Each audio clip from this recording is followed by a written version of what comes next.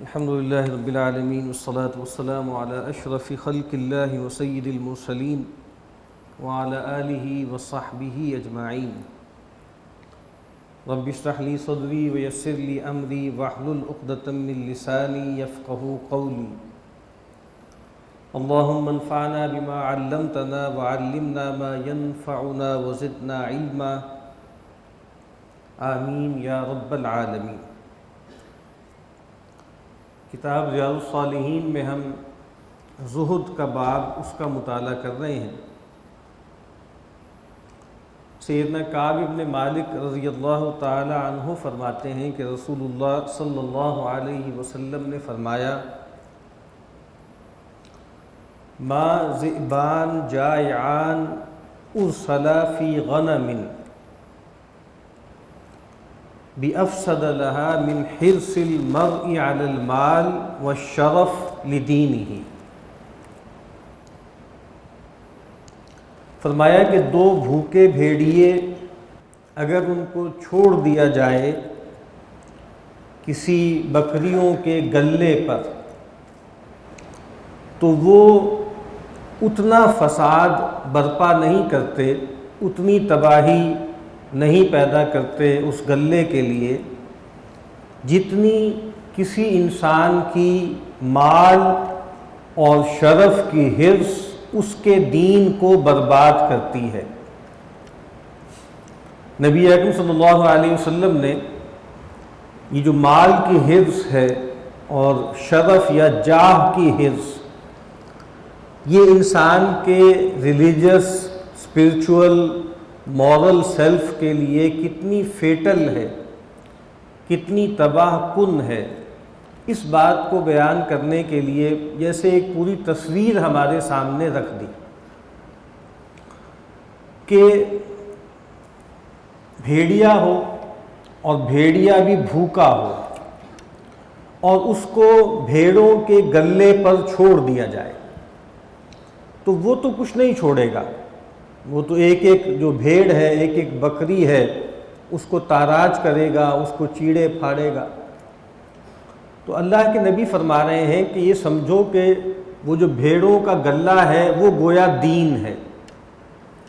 اور اس دین پر یہ جو دو بھیڑیے حملہ آور ہوتے ہیں وہ کیا ہیں؟ ایک مال کی حرص اور ایک شرف کی حرص. تو جیسی خرابی، جیسی تباہی دو بھوکے بھیڑیے ایک بھیڑوں کے گلے پر لے کر آتے ہیں، ویسی ہی بربادی، ویسی ہی خرابی انسان کے اندر جو مال کی حرص ہے اور جو شرف کی حرص ہے وہ اس کے دین کے اندر یہی دو چیزیں پیدا کرتی. اللہ تعالیٰ نے انسان کے اندر یہ دونوں چیزیں رکھی ہیں. اصل میں آزمائش یہی ہوتی ہے کہ اللہ تعالیٰ نے انسان کو خلق کیا ہے، اس کے اندر مختلف جبلتیں رکھی ہیں، اور وہ جبلتیں اس کے اس دنیا میں سسٹیننس کے لیے ضروری ہیں. انسان دنیا میں مال بھی چاہتا ہے اور مال کی محبت بھی اس کے اندر رکھ دی گئی ہے. خود قرآن مجید نے کہا کہ اِنَّهُ لِحُبِّ الْخَيْرِ لَشَدِيدٌ. انسان خیر یعنی مال کی محبت میں بہت شدید ہے. اسی طریقے سے انسان کے اندر ایک چیز رکھی گئی ہے جس کو عزت نفس کہا جاتا ہے، جس کے لیے ایک اور عنوان خودی کا بھی اختیار کیا گیا، یعنی ایک سیلف کانشسنس، اپنے ایک شرف کا احساس اور خود شعوری، خود آگاہی، یہ چیز رکھی گئی ہے. اور یہ دونوں چیزیں ایک خاص سطح پر درکار بھی ہیں. اگر انسان کے اندر مال کی محبت بالکل ہی ختم ہو جائے تو انسان خود اپنے جسم و جان کا جو رشتہ ہے اس کو بھی برقرار نہیں رکھ پائے گا. اگر اس کی کوئی بیوی بچے ہیں، کوئی گھر در ہے اس کا، اس کو بھی مینٹین نہیں کر پائے گا. اور اجتماعی طور پر اگر انسانوں کے اندر یہ جو مال کی طلب کا معاملہ ہے یہ بالکل ختم ہو جائے تو اس سے پھر تمدن کی گاڑی آگے نہیں چل سکتی. یہ تو ہو سکتا ہے کہ کسی سماج میں کچھ لوگ یہ راہ اختیار کر لیں، اور یہ ہوتا بھی رہا ہے. تمام مذاہب میں یہ ایک ٹینڈنسی رہی ہے کہ لوگوں نے ان چیزوں کو یہ سمجھا ہے کہ مال اور جاہ انٹرنزیکلی ایول ہیں اور ان سے ہمیں بالکل غیر متعلق رہنا ہے، اور اسی وجہ سے رہبانیت یا موناسٹسزم جو ہے وہ پیدا ہوا، دنیا کی ہر مذہبی روایت میں پیدا ہوا۔ لیکن چونکہ یہ پیریفرل تھا، مین سٹریم نہیں تھی تہذیب کی، اس وجہ سے یہ معاملہ ہوتا رہا۔ لیکن اگر انسانوں کی بڑی عظیم اکثریت یہ رائے اختیار کر لے اور مال کو کوئی اپنی ذات میں ایول سمجھنے لگ جائے تو اس سے پھر دنیا کے معاملات آگے چل نہیں سکتے۔ تو مال کی بھی ایک ضروری محبت انسان کے اندر درکار ہے۔ خرابی وہاں پیدا ہوتی ہے کہ جب مال کی محبت سے آدمی مغلوب ہو جائے اور یہ انسان کا سب سے بڑا مسئلہ بن جائے، ورنہ قرآن مجید میں سورہ توبہ میں واضح طور پر بتا دیا، 5 رشتے بتائے کہ تمہارے باپ، تمہارے بیٹے، تمہاری بیویاں یا تمہارے جو جوڑے یا تمہارے بھائی یا تمہارا کنبہ قبیلہ، اور وہ مال جو تم نے جمع کیا ہے، وہ تجارت جس کی کساد بازاری کا تمہیں اندیشہ رہتا ہے، اور وہ مساکن جو تمہیں بڑے خوش آتے ہیں، بہت اچھے لگتے ہیں۔ اگر یہ 5 تعلقات انسانی اور یہ 3 جو علائق دنیاوی ہیں،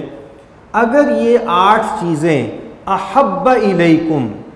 محبوب تر ہو جائیں تمہیں من اللہ و رسولہ، اللہ سے، اس کے رسول سے، و جہاد فی سبیلہ، اور اس کے رستے میں جہاد سے، فتربصوا، تو پھر انتظار کرو حتیٰ یأتی اللہ بامرہ۔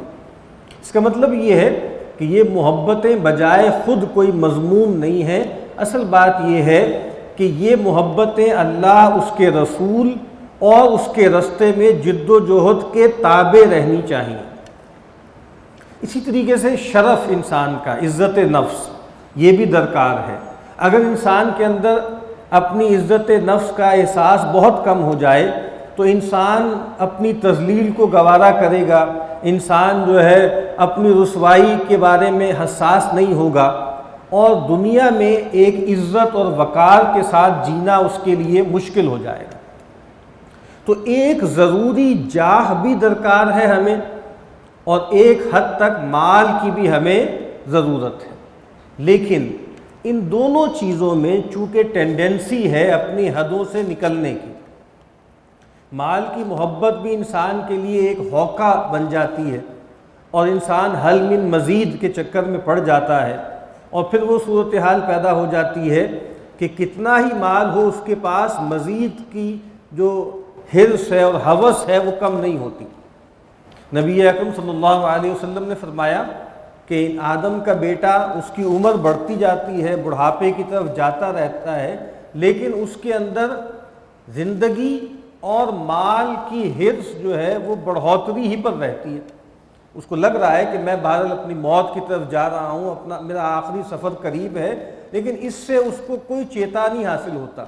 اور وہ یہ خیال کرتا ہے کہ مجھے اور مال چاہیے اور مجھے اور ابھی جینا ہے۔ تو نبی اکرم صلی اللہ علیہ وسلم یہ فرما رہے ہیں کہ انسان کے دین کو غارت کرنے والی چیز کیا ہے کہ انسان مال کی محبت میں گویا اندھا ہو جائے، اور جاہ و منصب اس کے طلب کرنے میں انسان ہر اخلاق کو تج دے۔ اور ہم دیکھتے ہیں کہ دنیا میں ایسا ہوتا بھی ہے کہ لوگ منصب کے لیے، سیادت و قیادت کے لیے، اقتدار کے لیے، بڑا بننے کے لیے اور مال کے لیے اللہ اس کے رسول کے احکامات کو اپنے پیروں تلے رونتے ہیں۔ تو نبی اکرم صلی اللہ علیہ وسلم نے فرمایا کہ جتنا فساد 2 بھوکے بھیڑیے کسی جو ہے وہ بکریوں یا جو ہے بھیڑوں کے گلے میں جو پیدا کرتے ہیں، اس سے زیادہ فساد انسان کے دین میں پیدا ہوتا ہے مال کی حرص سے اور شرف اور جاہ کی حرص سے۔ سیدنا عبداللہ بن مسعود رضی اللہ تعالی عنہ فرماتے ہیں، نام رسول اللہ صلی اللہ علیہ وسلم علی حصیر، رسول اللہ صلی اللہ علیہ وسلم ایک چٹائی پر سوئے، فقام، اور جب آپ بیدار ہوئے، کھڑے ہوئے، وقد اثر فی جنبہ، تو بان کی جیسے چٹائی تھی یا مسیری تھی، تو آپ صلی اللہ علیہ وسلم کا جو مبارک پہلو ہے اس پر اس کا نشان پڑ گیا، جیسے سخت چٹائی تھی یا مسیلی تھی تو اس کے نشان باندھ کے آپ کی جو ہے وہ پہلو پر پڑ گئے۔ تو صحابہ نے جب یہ منظر دیکھا تو درخواست کی، یا رسول اللہ، اے اللہ کے رسول صلی اللہ علیہ وسلم، لو اتخذنا لک وطاء، اگر آپ اجازت دیں تو ہم آپ کے لیے کوئی نرم بچھونا نہ بنا لیں، کوئی گدیلا، کوئی نرم بچھونا، کوئی نرم گدا آپ کے لیے ہم تیار کر لیں اور آپ اس پر استراحت فرمائیں تاکہ یہ جو آپ کو تکلیف ہو رہی ہے یا یہ جو اس طریقے سے جو ہے نشانات پڑ گئے ہیں آپ کے جسم مبارک پر یہ نہ ہو۔ فقال، تو نبی اکرم صلی اللہ علیہ وسلم نے فرمایا، ما لی ولد دنیا، کہ مجھے دنیا سے کیا تعلق، میرا دنیا سے کیا لینا دینا، ما انا فی الدنیا الا کراکب، میں تو نہیں ہوں دنیا میں مگر ایک سوار کی مانند، استظل تحت شجرۃ، جو کسی درخت کی چھاؤں میں کچھ دیر آرام کر لے، سستا لے، ثم راح وترکہا، اور پھر چل پڑے اور اس درخت کے سائے کو چھوڑ دے۔ تو نبی اکرم صلی اللہ علیہ وسلم نے یہ بات واضح فرما دی کہ دنیا سے میرا تعلق جو ہے وہ ایک وے فیرر کا ہے، وہ ایک مسافر کا ہے، وہ ایک رستہ چلنے والے کا ہے۔ اور یہ بات نبی اکرم صلی اللہ علیہ وسلم نے ایک موقع میں سیدنا عبداللہ ابن عمر رضی اللہ تعالی عنہ کے مونڈے کو پکڑا اور یہ بات فرمائی کہ کن فی الدنیا کأنک غریب، دنیا میں ہو یا دنیا میں رہو گویا کہ تم اجنبی ہو، یا فرمایا کہ او عابر سبیل، یا رستہ عبور کرنے والے ہو۔ تو نبی اکرم صلی اللہ علیہ وسلم نے فرمایا کہ بھائی اگر تو مجھے دنیا میں ہمیشہ رہنا ہے اور دنیا میرا ایبورڈ ہے جہاں مجھے رہنا بسنا ہے، پھر تو ٹھیک ہے، میں اس کی آسائش، اس کی راحت کی طلب میں لگوں۔ لیکن اگر معاملہ یہ ہے کہ یہ دنیا تو بہت عارضی ہے، دنیا ایک گزرگاہ ہے اور اصل جو انسان کی منزل ہے وہ آخرت ہے اور جنت ہے اور اللہ کی حضوری ہے، تو پھر مجھے دنیا سے بس اتنا ہی لینا ہے کہ میں ایک مسافر کی طرح ہوں جو کسی درخت کی چھاؤں میں کچھ دیر آرام کر لے اور پھر اس کو چھوڑ کر چل پڑے۔ تو اس روایت میں نبی اکرم صلی اللہ علیہ وسلم نے اپنا ذوق بالکل واضح کر دیا۔ یہ ٹھیک ہے انسان دنیا میں رہتا ہے، دنیا کی آرام کی کوشش بھی کرتا ہے، کچھ آسائش کی کوشش بھی کرتا ہے، لیکن نبی اکرم صلی اللہ علیہ وسلم کا اپنا ذوق بہرحال یہی تھا کہ آپ نے زہد ہی کو اختیار کیا۔ یہ چیز کوئی آرڈیننس نہیں بن سکتی، یہ چیز کوئی قانونی چیز نہیں بن سکتی، اور ایسا ہوا بھی۔ یعنی اگر ہم نے دیکھنا ہے نا کہ دین میں گنجائش اور وسعت کے کتنے امکانات ہیں تو ہم صحابہ کرام کی جماعت کو دیکھ لیں، اس سے ہمیں اندازہ ہو جاتا ہے کہ اللہ کا بندہ اور رسول اللہ صلی اللہ علیہ وسلم کا امتی، یہ وصف سب میں کامن تھا، ظاہر ہے تمام صحابہ میں، اور نبی اکرم صلی اللہ علیہ وسلم کی صحبت کم و بیش کسی کو زیادہ کسی کو کم سب کو میسر تھی، لیکن اس کے باوجود ان کا جو زیست کا انداز تھا، زندگی کرنے کا جو اسلوب تھا وہ مختلف تھا۔ تو کچھ لوگ بہت اچھے سے بھی رہے، بہت راحت سے بھی رہے، بہت مال بھی انہوں نے کمایا، کچھ لوگ جو ہے وہ درمیانی حالت میں رہے، اور کچھ لوگوں نے بالکل زہد کا رویہ اختیار کیا۔ اس کا مطلب یہ ہے کہ خارجی طور پر تو اس کی اجازت ہے کہ انسان مال کے حوالے سے تفاوت اس میں رہے گا، دنیاوی راحت اور آسائش کے لحاظ سے بھی فرق رہے گا، لیکن بنیادی بات بہرحال وہ سب کو مستحضر رکھنی ہے، چاہے کوئی کسی کٹیا میں رہتا ہے، چاہے کسی محل میں رہتا ہے، کہ بہرحال یہ زندگی عارضی زندگی ہے اور اصل زندگی جو ہے وہ آخرت کی ہے۔ وہ جو نبی اکرم صلی اللہ علیہ وسلم نے فرمایا نا کہ اللہم لا عیش الا عیش الآخرہ، کہ اللہ کوئی زندگی نہیں ہے مگر آخرت کی زندگی، حقیقی اور واقعی زندگی جو ہے وہ آخرت کی زندگی۔ تو اس روایت میں نبی اکرم صلی اللہ علیہ وسلم نے جو اپنا ذوق تھا اس دنیا سے تعلق کے حوالے سے اس کو واضح فرما دیا۔ سیدنا ابو ہریرہ روایت کرتے ہیں کہ نبی اکرم صلی اللہ علیہ وسلم نے فرمایا یدخل الفقراء الجنہ قبل الاغنیاء ب500 عام۔ فرمایا کہ فقراء جو ہیں جنت میں اغنیاء سے 500 برس پہلے داخل ہو جائیں گے۔ اور اگلی روایت میں فرمایا کہ اطلعت فی الجنہ، میں ایک موقع پر جنت پر میں مطلع ہوا، میں نے جھانکا، اللہ نے مجھے وہ منظر دکھایا، فرأیت اکثر اہلھا الفقراء، تو میں کیا دیکھتا ہوں کہ اس کے مکینوں کی اکثریت جو ہے وہ فقیر لوگوں پر مشتمل ہے، تنگ دست لوگوں پر مشتمل۔ اور اس سے اگلی روایت میں ہے اللہ کے نبی فرماتے ہیں قمت علی باب الجنہ، ایک موقع پر اللہ تعالیٰ نے مجھے یہ مشاہدہ کروایا کہ میں جنت کے دروازے پر کھڑا تھا، فکان عامۃ من دخلها المساکین، تو میں یہ دیکھتا ہوں کہ زیادہ تر جو لوگ اس میں داخل ہو رہے ہیں وہ مسکین ہیں، تنگ دست، غریب، ضرورت مند لوگ ہیں۔ وَأَصْحَابُ الْجَدِّ مَحْبُوسُونَ، اور جو جد والے ہیں، مال اور عہدے اور منصب والے لوگ ہیں، ان کو روک لیا گیا ہے۔ غیر ان اصحاب النار قد امر بهم الى النار، مگر یہ کہ جو جہنمی ہیں ان کے لیے جہنم کا فیصلہ کر دیا گیا۔ یعنی ایک تو جہنمی ہے جن کے لیے جہنم کا فیصلہ ہو گیا، ان کو تو جہنم کی طرف بھیج دیا۔ جنتیوں میں دو کیٹیگریز ہو گئیں، جو فقیر لوگ تھے، تنگ دست لوگ تھے، ان کو جنت میں گویا فوراً داخل کر دیا گیا، اور جو مال و جاہ رکھتے تھے، دنیا میں عزت اور منصب تھا اور مال تھا، ان کو روک لیا جائے گا اور ان کا حساب کیا جائے گا۔ دیکھیں یہ بات ایک ذہن میں سوال لوگوں کے پیدا ہو سکتا ہے کہ اللہ تعالیٰ نے اس دنیا میں تفاوت رکھا ہے، اور دو لوگ ہیں، دونوں ہی اللہ کو ماننے والے ہیں، دونوں ہی اللہ کی راہ پہ چلنے والے ہیں، اور اپنے محاورے میں کہیں تو دونوں ہی اولیاء اللہ ہیں، لیکن ایک بہت مزے کی زندگی گزار کے چلا گیا، راحت والی، آسانی والی، اور ایک بہت ہی مشکل اور دقت والی اور فقر و فاقے والی اور پریشانی والی زندگی اٹھا کر چلا گیا۔ ہے دونوں ہی جنتی، دونوں ہی اولیاء۔ تو بعض اوقات ایک اشکال پیدا ہو سکتا ہے کہ یہ تو ڈسپیرٹی لگتی ہے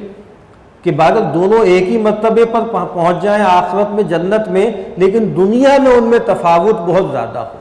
تو اللہ تعالیٰ کے بارے میں ہمیں یہ بات معلوم ہے کہ اللہ تعالیٰ ظلم نہیں کریں گے، اللہ تعالیٰ العدل ہیں، اور وہ کسی نہ کسی طریقے سے چیزوں کو گویا کمپنسیٹ کریں گے۔ تو اسی کمپنسیشن کی ایک صورت ہے جو یہاں بیان کی گئی کہ وہ جو فقراء ہیں وہ اغنیاء سے 500 برس پہلے جنت میں داخل کر دیے جائیں گے۔ اب یہ 500 برس ظاہری بات ہے کہ اللہ کے نبی لوگوں کو بتا رہے ہیں، تو یہ ایک آئیڈیا دے رہے ہیں۔ وہ جو دنیا ہے وہ اور دنیا ہے، اس کے نوامیس اور قوانین اور طرح کے ہیں، وہاں ٹائم کا کیا کانسیپٹ ہے ہم نہیں جانتے، وہ متشابہات میں سے ہے، لیکن بس یہ آئیڈیا دینے کے لیے کہ جو فقراء ہیں وہ اغنیاء سے کہیں پہلے جنت میں داخل کر دیے جائیں گے، اور جو مالدار لوگ ہیں چاہے بہت نیک بھی ہیں، بہت صالح بھی ہیں، بہرحال ان کو حساب دینا ہوگا۔ جیسے ہمارے ہاں کہا جاتا ہے نا کہ ٹریولنگ کے حوالے سے کہا جاتا ہے کہ ٹریول لائٹ بس ایک ہینڈ کیری ہو تمہارے ساتھ اور تم جاؤ اور وہ جو گرین چینل سے گزر کے چلے جاؤ۔ اب بڑے بڑے بکسے ہوں گے تو وہ کھلیں گے، اس کا کسٹم ہوگا، اس میں وقت لگے گا، اس کی تفشیش ہوگی۔ تو یہی بات ہے کہ جو لوگ دنیا میں جو ہے وہ سبکبار تھے، ان کے پاس جو ہے کوئی باغ نہیں تھا، کوئی بہت مال نہیں تھا، کوئی بڑے منصب نہیں تھے، وہ گویا سہولت سے جنت میں داخل کر دیے جائیں گے، اور جن کے پاس مال زیادہ تھا یا جو بڑے منصب والے تھے ان کو بہرحال اس کا حساب دینا ہوگا۔ تو یہاں نبی اکرم صلی اللہ علیہ وسلم یہ بتا رہے ہیں کہ اللہ تعالیٰ کا اپنا نظام ہے، وہ اسی طریقے سے معاملات کو گویا برابر کرتے ہیں۔ آخری روایت ہے اس باب کی، سیدنا ابو ہریرہ رضی اللہ تعالی عنہ روایت کرتے ہیں کہ نبی اکرم صلی اللہ علیہ وسلم نے فرمایا اصدق کلمۃ قالها شاعر کلمۃ لبید، سب سے سچا کلمہ، سب سے سچی بات جو کسی شاعر نے کہی ہے وہ لبید کا یہ شعر ہے، یا لبید کا یہ کلمہ ہے، اس کا یہ مصرع ہے۔ لبید مشہور شاعر تھا، تو کہا کہ شاعری میں حکمت بھی ہوتی ہے، دانائی بھی ہوتی ہے، لیکن اللہ کے نبی فرما رہے ہیں کہ کسی شاعر نے جو سب سے سچی بات کہی ہے وہ لبید کا ایک مصرع ہے، اور وہ مصرع کیا ہے؟ الا کل شیء ما خلا اللہ باطل، آگاہ ہو جاؤ ہر چیز جو اللہ کے سوا ہے وہ باطل ہے۔ اور اس کا دوسرا مصرع ہے کہ وَكُلُّ نَعِيمٍ لَا مَحَالَةَ زَائِلُ، اور ہر نعمت لا محالہ اس کو زائل ہونا ہی ہے۔ تو امام نووی علیہ رحمہ اس روایت کو جو زہد کا باب ہے اس کے آخر میں لے کر آ رہے ہیں، اور اس میں مناسبت کیا ہے؟ مناسبت یہی ہے کہ دنیا جس کو ہم بہت اہمیت دیتے ہیں اور جس پر ہم فریفتہ ہوتے ہیں اور جس کی آسائشوں کے ہم درپے ہوتے ہیں اور جس کی وجہ سے ہم دینی معاملات میں کمپرومائز بھی کرتے ہیں، اس کی حیثیت کچھ بھی نہیں ہے اللہ اور اس کی رضا کے مقابلے میں۔ تو فرمایا کہ سب سے سچی بات جو کسی شاعر نے بھی کبھی کہی ہے وہ یہی ہے کہ ہر چیز جو اللہ کے ما سوا ہے، جو اللہ کے علاوہ ہے، وہ باطل ہے، اور دنیا کی کوئی نعمت، بڑی سی بڑی نعمت جو بھی انسان کو حاصل ہے، وہ بہرحال زائل ہونے والی ہے۔ اور زائل کیا ہے؟ انسان ہے، اس کے پاس نعمتیں بہت سی ہیں، یہ بھی ہو سکتا ہے کہ وہ نعمتیں چلی جائیں، لیکن یہ تو مقدر ہے نا کہ وہ نعمتیں موجود رہیں اور وہ خود چلا جائے، تو وہ بھی زائل ہو گئی نا ساری نعمتیں اس سے۔ تو نبی اکرم صلی اللہ علیہ وسلم نے فرمایا کہ یہ سب سے سچا کلمہ ہے جو کسی شاعر نے کہا ہے۔ وآخر دعوانا الحمدللہ رب العالمین۔